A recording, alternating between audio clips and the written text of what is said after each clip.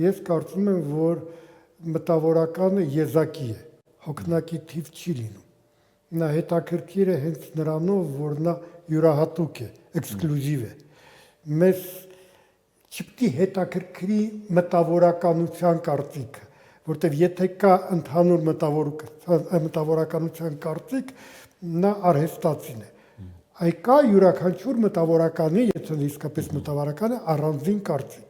Լսեք, անպայման չի, որ դուք համաձայնվեք, անպայման չի, որ այդ կարծիքը ճիշտ լինի, որտեվ իսկական մտավորականը միշտ կասկածում է իր ասածների մեջ, կարծիքը փոխվում է հաճախակի։ Կարևորը չփոխվեն սկզբունքները։ Ես մի անգամ համեմատել եմ կարծիքը տերևների պես է, սկզբունքը արմատների։ Կարծիքը պետք է փոխվի, եթե չի փոխվում, դու չունես զարգացում, բայց սկզբունքները պետք է մնան նույնը, եթե ունես իհարկե։